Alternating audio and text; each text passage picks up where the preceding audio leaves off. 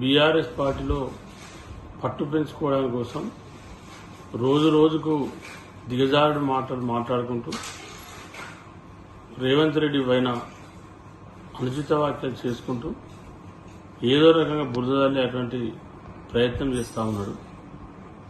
మరి తను ఈరోజు మాట్లాడినటువంటి మాటలు ఏవైతే ఉన్నాయో అది పూర్తిగా అవాస్తవం. ఈరోజు రేవంత్ రెడ్డి వాళ్ళని కరువు వచ్చిందని చెప్పి ఆయన ఏదైతే మాట్లాడుతూ ఉన్నాడో ఆయన రోజు 100 అబద్దాలు ఆడుతాడో ఆ 100 అబద్దాలు బాగానే ఇవాళ మళ్ళీ అబద్దాలు ఆడుతూ ఉన్నాడు.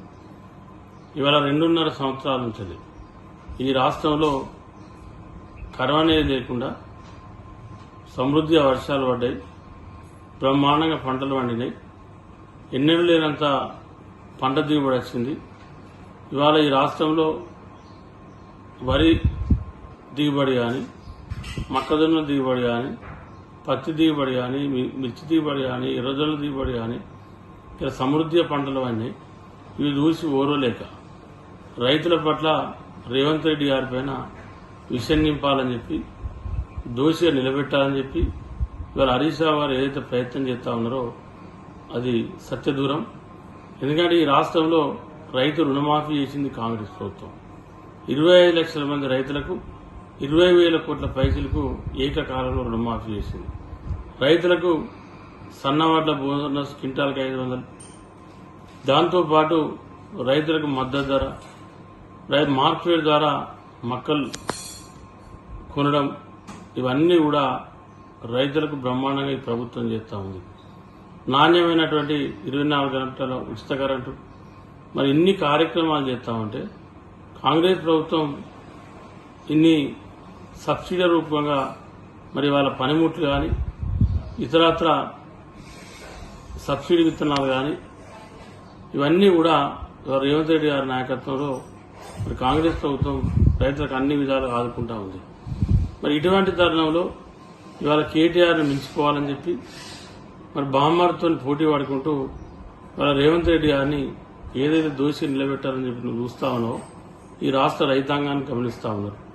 కాళేశ్వరం కట్టింది మీరు, కాళేశ్వరం కూలేశ్వరం అయింది మీ ప్రభుత్వ హయాంలో. ఇవాళ కేవలం ఒక్కసారి ఒకటే రోజు 1,00,000 క్యూసెక్ల నీళ్లు వస్తే అవి ఎత్తిపోయచ్చు అని చెప్పి మీరు మాయమాటలు చెప్తా ఉన్నారు. ఇది సెంట్రల్ అథారిటీ వాళ్ళు రిపోర్ట్ ఇచ్చాక కూడా మరి ఎట్టి పరిస్థితుల్లో కూడా మన రిపోర్ట్ ఆధారంగానే ముందుకెళ్లాలని చెప్పి ప్రభుత్వం ఈరోజు ఆలోచిస్తూ ఉంది.